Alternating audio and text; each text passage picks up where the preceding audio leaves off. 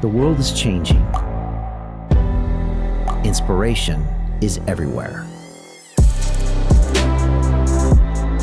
It has never been so easy to connect, share, and bring people together.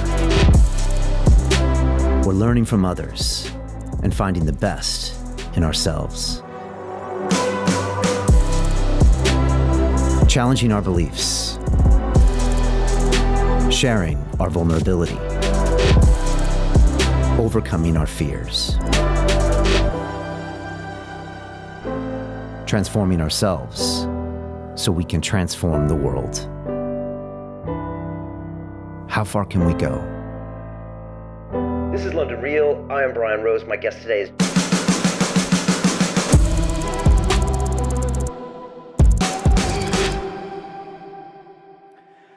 This is London Real. I am Brian Rose. My guest today is Colonel Douglas Macgregor, the decorated U.S. Army combat veteran, military strategist, and former senior advisor to the Secretary of Defense.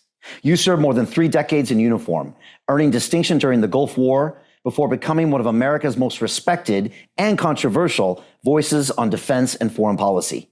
You've long warned that Washington's reckless interventions have drained U.S. power, destabilized entire regions, and pushed the world to the edge of catastrophe. Today, as Gaza burns, Ukraine falls, and Venezuela plots its next move, you argue that America's era of global dominance is ending, replaced by a multipolar world where the U.S. influence is shrinking, alliances are fracturing, and rivals are rising. Colonel, welcome back to London Real. I'm happy to be there. Thanks. Colonel, I'd love to go to a section of the world that we haven't been talking about in the last 6 months, and that's what's happening now in the Gulf. We've seen Venezuela now seem to be kicking off. There was an article in the FT that said its military was preparing for a U.S. strike. We're seeing these drug boats blown out of the water. We're seeing Colombia's president really calling out, I think, President Trump. And now we're seeing, I think, an aircraft carrier moved into the region. I'm really curious what you see going on here and what are the potential implications for the U.S. and the world. Well, admittedly, it is very difficult for people outside the country as well as inside to follow everything that's happening. Benjamin Franklin was asked by someone standing outside of Independence Hall in Philadelphia after the Constitutional Convention ended what sort of government we were going to have. And he said, you're going to have a republic if you can keep it. And right now, I think we have probably a drama queen republic if we can keep it. Everything is theater. It's unending. And President Trump seems to love this sort of thing. But the theater is confusing. It sends people in the wrong directions. This is especially true in Moscow.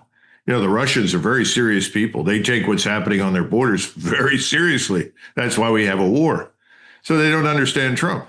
He suddenly expresses a willingness to meet, but then his staff backtracks and says, well, we've got to go back to a ceasefire, when he realized there would be no ceasefire until we had some sort of agreement hammered out.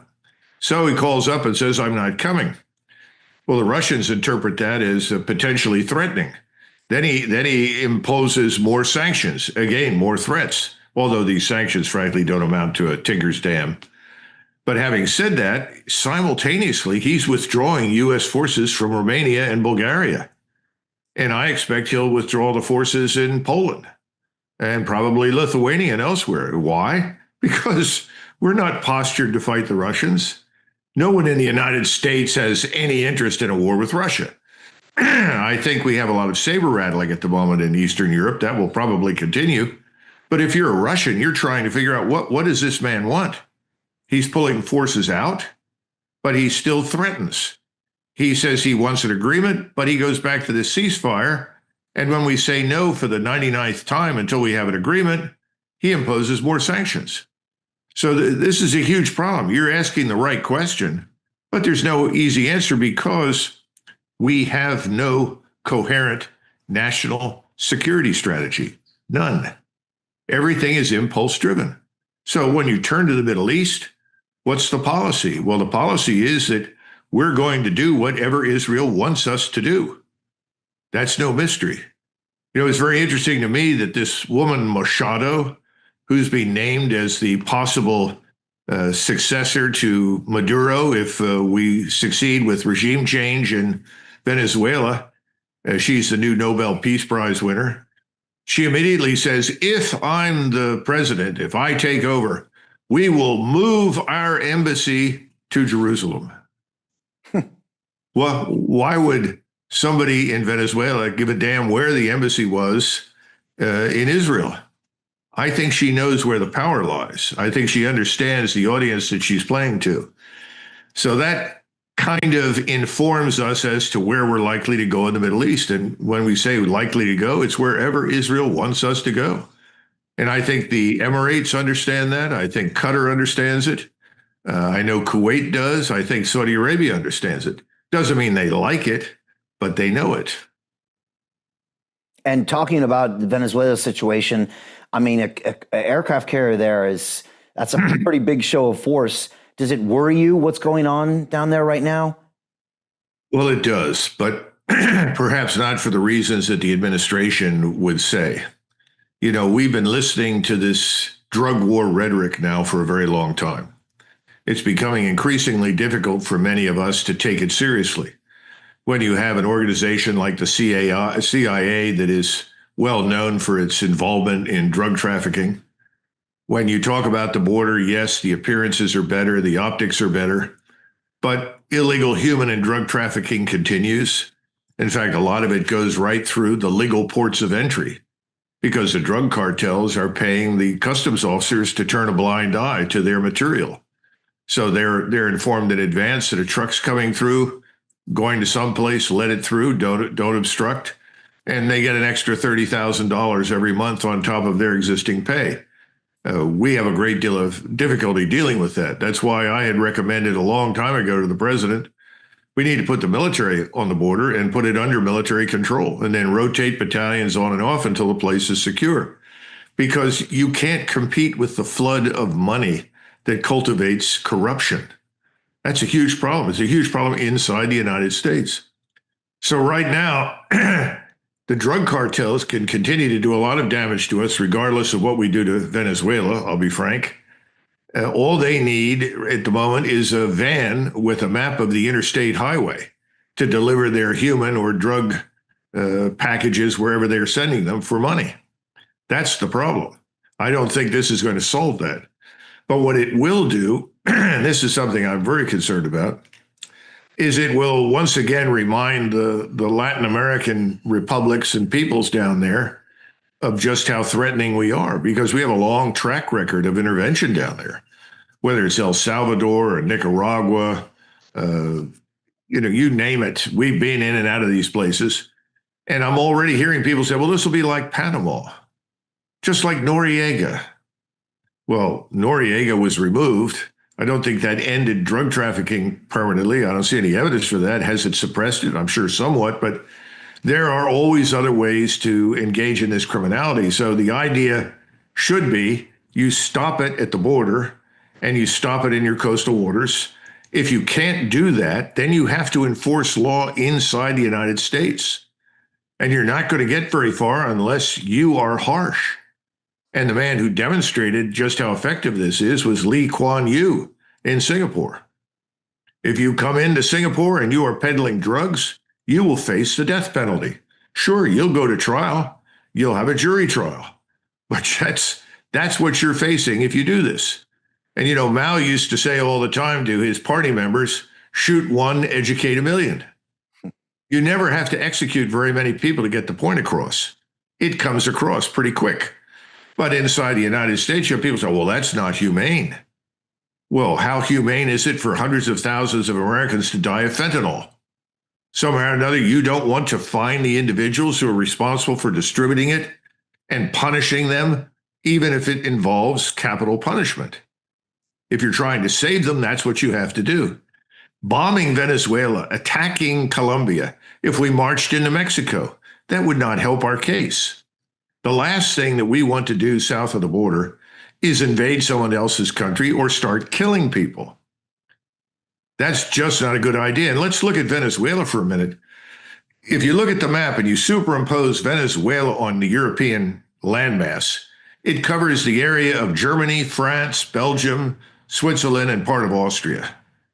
It has a 1,700-mile coastline, 1,379 miles it shares with Brazil, 1,380 miles it shares with Colombia. And we already know there are paramilitary organizations in Colombia, as many as 100,000, and also in Brazil, who are just anxious as hell to go into Venezuela and fight the Yankees. What are we accomplishing? And remember that just a few weeks ago, in fact, just last week, President Trump admitted in the Oval Office in an interview that Maduro had approached him and offered him a stake in the oil and gas industries. In fact, President Trump said he's offered everything. And the question was, well, is that not enough? No, that's not enough. What? How often has regime change worked? How often has it benefited us? I think the answer is not much. It's very expensive. If we go into Venezuela, we remove the government, try to install a new one. There are people who will support it, but there are a lot of people who will fight it. So what are we cultivating? A civil war? And then do we make Venezuela dependent upon us? What a disaster. How many trillions have we lost in the Middle East? What did it cost us in Vietnam? We went off the gold standard in 1970, 71, 72. Why? Because we were broke. So, this doesn't make any sense, but it's more of this sort of drama queen behavior. And you get these same worn out arguments from people in Washington who aren't even qualified to run a Burger King. And at the same time, what are they doing? They're advising on national brain surgery. This is ridiculous. We don't have a group of professionals, people that really understand anything, rooted in foreign policy, rooted in all the various areas of policy that are important to the American people. In the meantime, 70% of American families live paycheck to paycheck. How can this go on? This can't. Colonel, does classifying the cartels as terrorist organizations, does that accomplish anything? That's a good question. Legally, I suppose in some ways it does. I'm someone who always felt strongly if we were serious about this, we would effectively declare war on the cartels. But that war should be fought on our borders and inside our country, not overseas. And see, my concern is this is another exercise in diverting everybody's attention into something that's going to cost a lot of money. It's going to be damaging to us. And while at the same time at home, what are we doing? Nothing. As long as you have the cost of groceries rising and high inflation, as long as you continue to print money without restraint, ultimately what you do is you make long-term strategy, planning and manufacturing, industry, science, technology, education impossible. How do you do that? The same thing's true in the military. I keep trying to tell people, if you exercise restraint, back away, shed these overseas commitments, and focus on the military over the next 10 years with a strategy that is designed to adapt us to a new world, new technology, new societies. If you'll exercise that restraint, you'll have a lot of capability in 10 years that'll put you far ahead of everyone else. We won't do it. We're always back in there using what we have over and over and over again.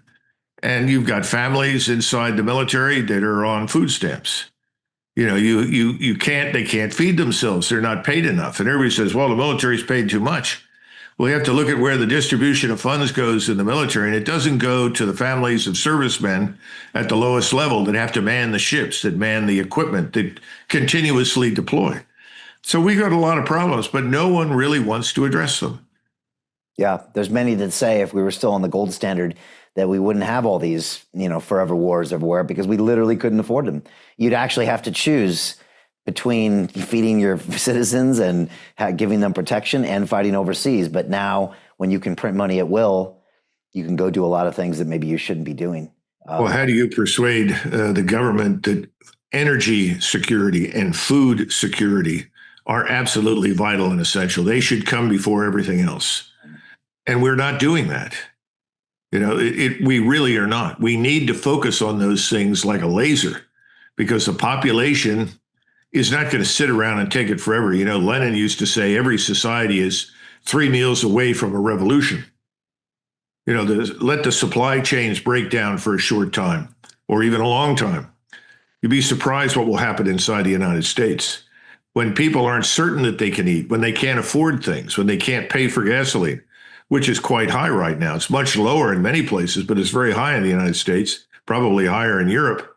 Eventually, that's going to come home to haunt us as well. So I think there's no easy answer other than the hard answer. And when you mention this business about gold, let's face it, the reserve currency today is gold. That's where the world is heading. For the first time, nobody says this in the mainstream media. I don't know why.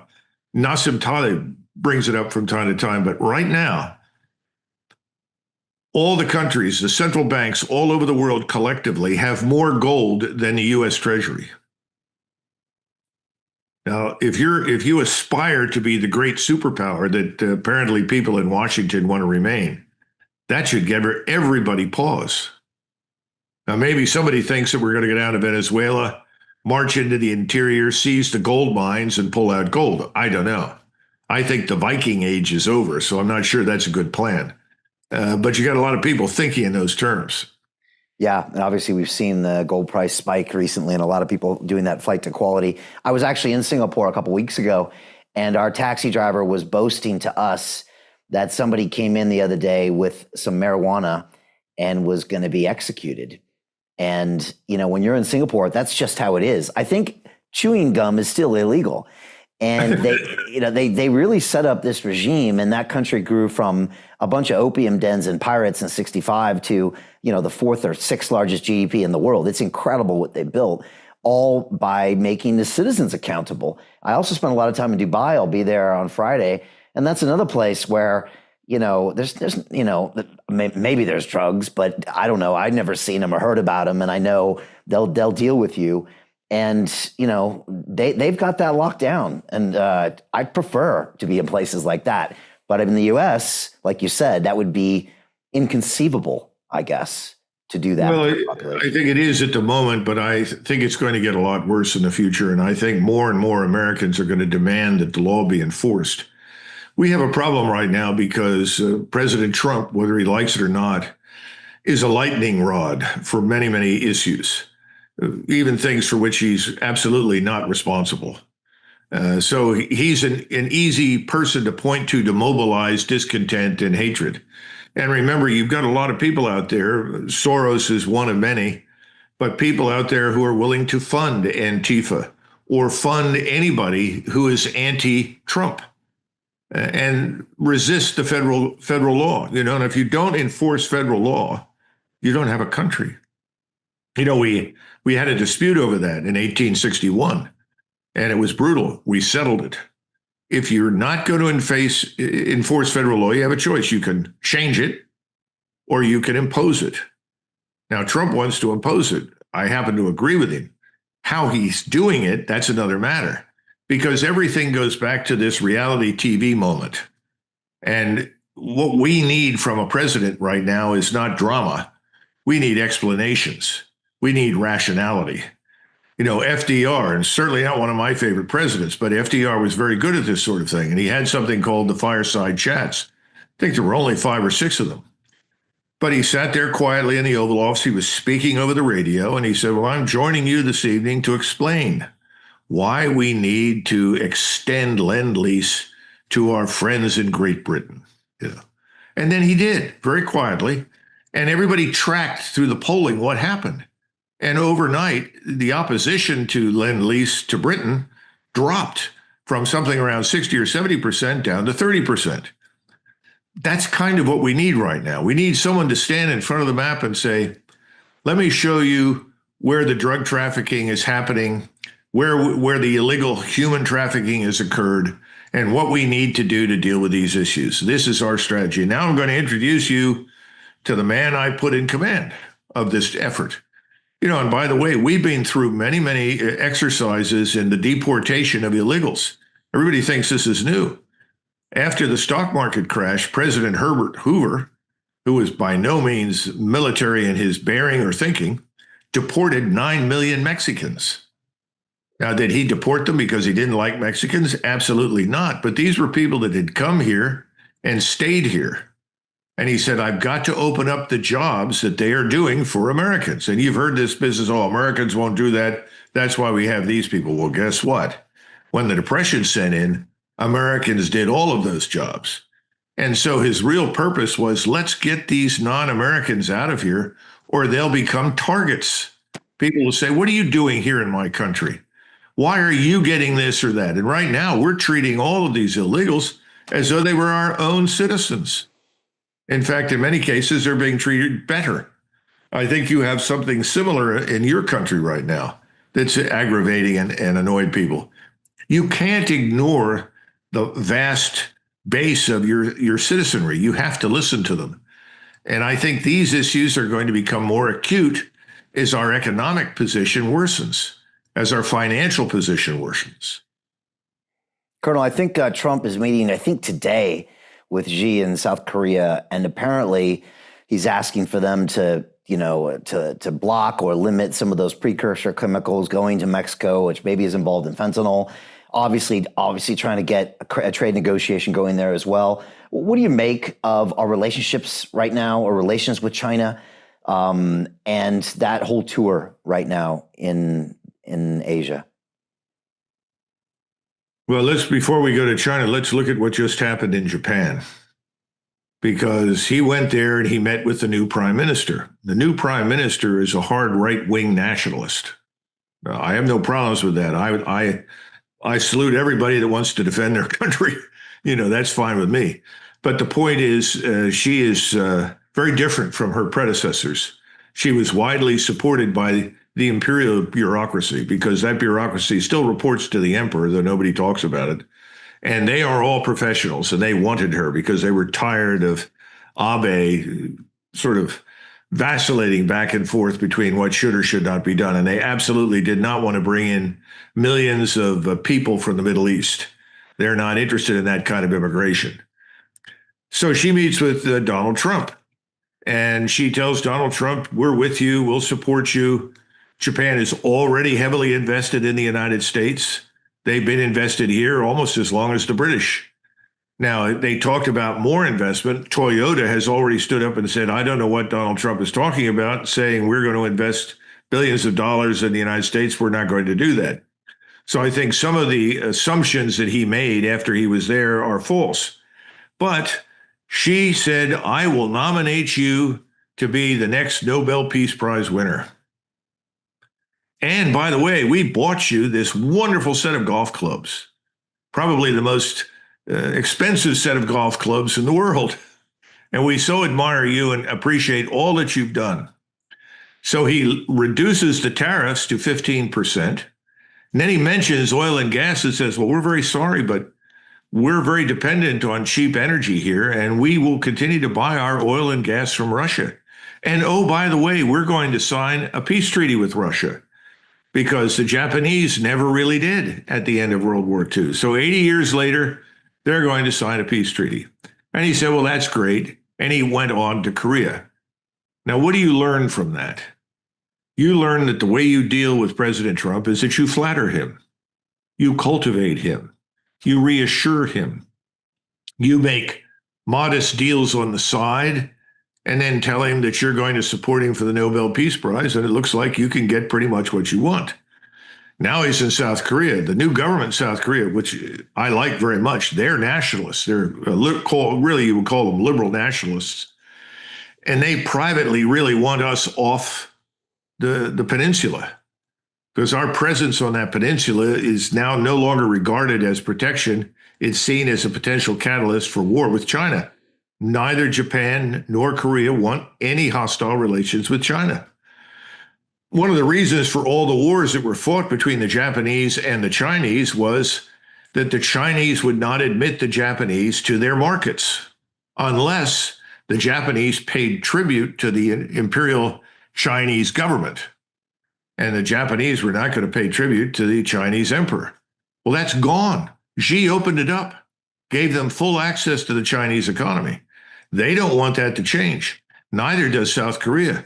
both Japan and South Korea, their biggest trading partner is China. Do they feel threatened by China? Not militarily. There's no evidence that they see that the Chinese want to invade their countries.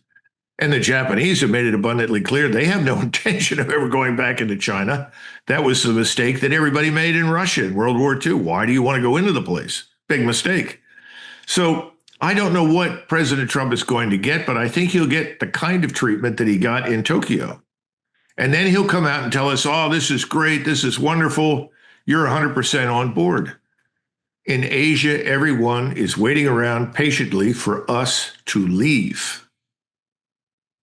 It's been 80 years since the end of the Second World War. What are we doing there? Yeah. They want to do business with us, but they don't want our military power all over the place.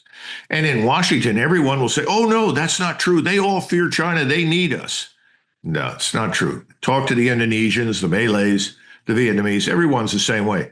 You want to sail through the neighborhood periodically, that's fine. But we're not interested in provoking any wars with the Chinese. And they know how to deal with the Chinese. All of these people have lived together for thousands of years. Let's move over to the Middle East. What do you make of this historic peace deal? Obviously, Trump went there. He spoke at the Knesset. He met with the leaders of Qatar and all the people over there. What do you make of the entire thing? It's another theatrical moment for Donald Trump. Within the last 24 hours, the Israelis killed, I think, 101, 102 Palestinians in Gaza, sudden airstrikes, supposedly in retribution for some alleged ceasefire violation, or because the Palestinians have not given them the remains of Israelis that have died.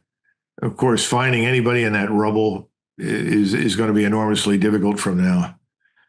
I've seen sources that say the Israelis have killed 68,000 people in Gaza. I've seen other sources that say 400,000. We have no idea because the place has been reduced to ruins and rubble. Now the Israelis have increased their control from, I think, 53% of Gaza to 58% of Gaza. President Trump is in the White House because of wealthy Jewish oligarchs in the United States who paid for his victory. And they expect him to deliver on the promises he made to them. And those promises are very clear: Gaza and ultimately the West Bank and the Greater Israel Project. So I see no evidence that anything they do will be taken as a contradiction by Trump. He'll argue, well, if these Palestinians won't get along, then we'll just have to go in and kill them all. He said that just a couple of weeks ago. Incredible. What interest do we as Americans have in killing Palestinians? Now, sure, you can find people here in the United States, many of whom served in the military, spent time in the Middle East, and may not like Muslims. I've run into that. That's a different issue. But unfortunately, most Americans are just not terribly engaged. It's something that happens far from home. In other words, war is always something that happens on someone else's territory, not ours. They're worried about food on the table, health care, transportation, a standard of living that provides for their families. That's where they are. They're not focused on what we're doing overseas. Not yet. Were you surprised that so many governments came together to sign that treaty, from Egypt to Indonesia to Saudis and the Qataris and the Emirates? Were you surprised that all of that happened? No. All of the ruling elites in the Middle East are for sale. Everybody knows that. Their populations know it. Just because they showed up doesn't mean that there's great love for us or Israel at the moment, anywhere in the region. You also have people like Sisi. Sisi is desperately dependent upon billions of dollars from the United States to hold things together in Egypt. I mean, why else would he let the Egyptian army sit idle while the Israelis murder Palestinians? It's not just because, well, we don't like Hamas. A lot of people don't like Islamist radicals in the Middle East. That's not new. But he doesn't want to risk a confrontation with us. Nobody in the region does. Nobody wants to go to war with us. But we've made it abundantly clear that if you don't cooperate with what we want, and that specifically means with Israel's project, then you're going to be our enemy. And if you're our enemy, it's going to get tough.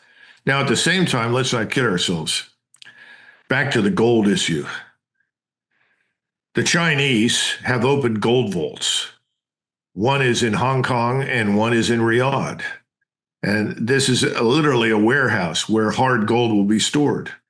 And the idea is that ultimately gold replaces the petrodollar. That when you make purchases in energy and other things, they're going to do business with you in yuan. Right now, Saudi Arabia does all its business with China in yuan. And China is probably the top partner for purchase of oil and gas. That's very important. We're moving into a different world now where you're going to end up with a divergence between the United States and Europe and the rest of the world. Simply because BRICS is growing and building a parallel financial system, right, along with parallel institutions. Now, we all said just 5-10 years ago, sitting here in the United States, because I sat around and listened to people in the government say it, well, this is true, but they'll never get there very fast. We'll be king of everything for at least 2 more decades, maybe more. They can't threaten the dollar, blah, blah, blah. Everyone is now saying, wow, look how far they have come. Now, the Chinese will tell you flat out, our banking system is not nearly as sophisticated as yours. So it's going to take a lot longer to get there. They admit that. But it's clear they're working on it, and they're doing very well. They have the equivalent of the SWIFT system that is actually easier to use and easier to exploit for cross-border purchases and transfers than our own SWIFT system. So we're moving into this new world, and gold is at the center of it for the rest of the world. I don't know what we're going to do. I mean, some people talk about Bitcoin or something else. I have no idea. But I do know that for the rest of the world, they're moving increasingly in this direction of gold. So we have to take that into consideration. This is not a I have a bigger army than you do. This is not I have a bigger Air Force than you do. And this is the final point. We don't seem to understand that economic prosperity and strength are the foundation for military power. And we're losing on the economic prosperity and production and strength side of the equation right now. We don't understand that that's what made us so powerful during and after World War II. Our greatest period of expansion as a scientific industrial power came between 1920 and 1970. Now, why is that important? Well, it's important because we had almost no immigration. We shut it down. We had something called the Exceptional Skills Act. That was designed to bring people in who were exceptional, who could immediately assimilate and make important contributions. By the way, that's how Einstein came into the United States. But otherwise, we shut it down. We assimilated the people that were there, and all of the inventions that had been devised in the previous century and the first part of the 20th century were assimilated. So suddenly electricity, central heating, I mean, we go down the list. It's endless. Nylon, take your pick. We went from a world where most people grew up on a farm with an outhouse to a world where we had central heating, indoor plumbing. Our whole standard of living skyrocketed. And the building of the manufacturing process that just expanded overnight during World War II was then rapidly transformed into commercial use. We deliberately did that because we didn't want, as Eisenhower put it, the large military industrial complex. That's why he warned against it. And he was instrumental in keeping military spending down and working to find ways to get along at the time with the Soviet Union. Now, today, nobody mentions that anymore. But Eisenhower understood what war really meant. It meant that it disrupted your entire society and your economy. And though we were able to benefit from it, fortunately, he knew that would not necessarily be the truth in the future. And that at some point, we could become a target if we were stupid. And we've been very stupid since 1965. And I think right now, we're in a very dangerous place. Most Americans don't get it. They don't understand it, but we are. Part of that BRICS nation is Russia, and you started off the broadcast making reference to them and these sanctions. People have long time said that sanctions really don't affect countries. They don't really affect the elites, the central government. But it looked like these recent ones to block oil and to get India to stop oil were more severe than before. Maybe first speak on the sanctions and then maybe speak on Zelensky, his relationship with the president, this lack of, supporting with long-term missiles, and where you think this goes next. Well, if India, and thus far this is my impression, has no intention of halting its purchases of Russian oil and gas, why do we think anybody else will be important? India buys enormous quantities. Rosneft, the Russian corporation, owns the largest refinery in the world in India. So I see no evidence that India is now going to turn against Russia, its strategic partner, for decades. They have been close to Russia. Trump said Modi said he wouldn't, but again, you're saying that's more theater. I don't think it's going to happen. And in fact, a spokesman for Modi just a couple of days later said, we have no intention of stopping our purchase of Russian oil and gas. I also heard it was like 6 months, 12 months phasing out. I heard other details that made it look like if it was in the future. Well, what about Japan? Japan's not going to stop. China's not going to stop. The other thing is, China is the biggest market in the world. In terms of purchasing power, China is now the biggest economy in the world. Who is going to cut their own throat or their own wrists and walk away from China? Who's partnered with China? This hasn't really hit the news in a big way in the United States. People don't understand what's happening. But Trump is meeting with the 5 leaders of the 5 Central Asian republics. These are the places like Tajikistan, Turkmenistan, so forth that we call the stands. He's invited them to the White House. He wants to talk about commercial relations. Well, this is a direct affront to Moscow. People don't remember that there was an attempted coup in Central Asia just at the point in time before the Russians intervened in Ukraine, organized by the CIA and that other wonderful organization, the National Endowment for Democracy, which is the National Endowment for Anarchy, wherever you send them. They work closely with the CIA. Moscow has not forgotten that. We pour a lot of money through the CIA into trying to destabilize Central Asia. Why? There are large numbers of Islamists that, if they are not suppressed by the governments, can cause real havoc. Then there's something else. Both China and Russia share an interest in stabilizing Central Asia. This One Belt, One Road can really benefit the people of Central Asia, but only if there is order, not if there is instability. So they're interested in order. The second thing is, there was this organization. It was called the Mongolian Empire, that played havoc with the world for 300 to 400 years. Neither China nor Russia want to relive that experience. So any hint of extremism, such as Islamism, that could be exploited somehow to unite that area and then hurl it against Russia or China is unacceptable. So why are we doing this? Well, I think in Trump's mind, or in the minds of the people that advise him, well, we're strategically checkmating them, boss. We're going to get in there and show them we can make trouble for them if they don't get on board with us in Venezuela. What kind of stupid thinking is that? That's back to Ukraine. Why are we involving ourselves in a country on Russia's doorstep? That makes no sense at all. The best that we can do is try to alleviate the suffering. Ukraine is a big graveyard. That's all it is. That's a dead country now. Just within the last 48 hours, the Russians have surrendered a total of 10,000 Ukrainian troops.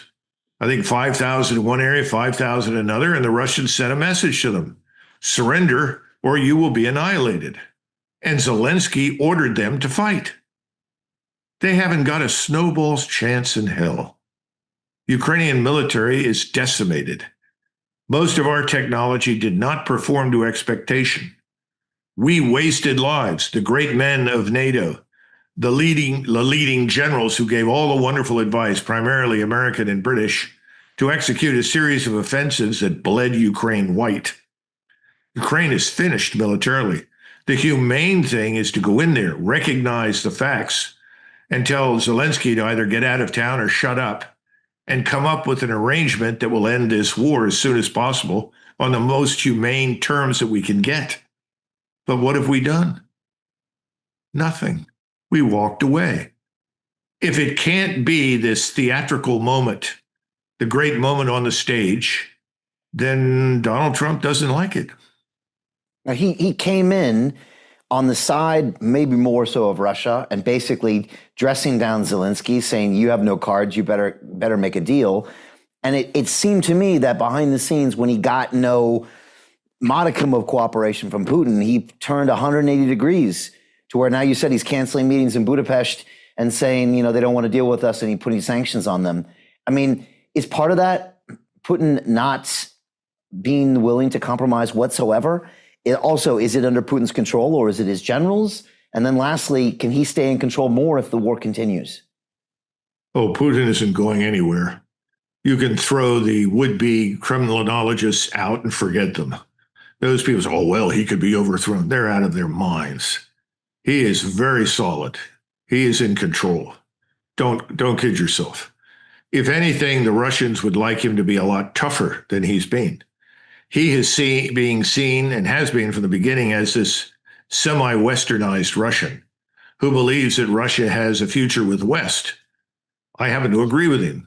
But then again, I'm from a different background from the people running the show right now. They seem to think that Russia is permanently stuck in the Cold War. It isn't. It is no longer a Soviet state. It has no territorial ambitions. It was forced into what it has done for its own security's sake. But we refuse to recognize Russia's legitimate national security interests. We can argue that we have national security interests in the Caribbean. We do. We have very strong interests in Mexico. Now, the question is, how do you pursue it? And the last thing that we need to do is invade somebody. That just isn't necessary. There's no great army armed to the teeth by the Chinese and the Russians preparing to invade the United States. There are no batteries of cruise missiles and theater ballistic missiles sitting in Mexico ready to be fired at us. So let's not get into this nonsense of invading Mexico. Hopefully, people will, maintain their composure over that. But that wasn't true for Putin. He was looking at this metastasizing cancer. It's something that he absolutely underestimated. He did not understand what was really happening in Ukraine. He thought that he could go in with a small force, send a signal, and people would understand. Then he discovered, I'm not fighting Ukraine. I'm fighting NATO and Washington. And they want to kill us. They want to destroy us. So that, under those circumstances, what could he do? He stops at the beginning of the summer of 2022. The senior military leadership says, look, if we're going to do this, we need to do it right. We need to pause. We need to build up our forces. And then we need to orchestrate this thing very carefully to achieve the aims and goals that you've set. And so you have a pause. And this man, Surovikin, General Surovikin, who I think will ultimately go down in Russian history as one of the heroes, because he was the man that built this strategic defense. And then NATO generals, utilizing vast quantities of Ukrainian manpower, threw hundreds of thousands of lives away month after month after month trying to penetrate this strategic defense. Now, we don't want to go into detail about why and how that happened, but you would have thought somebody would have wakened up and said, wait a minute, we're up against something very different. This is a new way of war. It didn't happen. And so now we're looking at about close to 1.8 million Ukrainian soldiers dead. And we're still talking about sending weapons. Who's going to use them? Now Macron wants to send the French Foreign Legion, 2,000 men. I don't see that doing anything. But the bottom line is that if I were a Ukrainian, I'd get rid of Zelensky. And I think there are probably large numbers of surviving Ukrainian soldiers that would like to do that, because this has no point anymore. This has no purpose. And we got to get off this train that says, well, you invaded Crimea. Well, the Russians controlled Crimea from 1776 onward. And the enemy they defeated was one of the greatest enemies in the world. It was the Golden Horde, the Tartar Khanate that had plagued Russia for hundreds of years and stolen women and children as slaves. I mean, that nobody knows any of this in the West. And here's the worst part. Nobody cares. To continue watching the rest of the episode for free, visit our website londonreal.tv or click the link in the description below.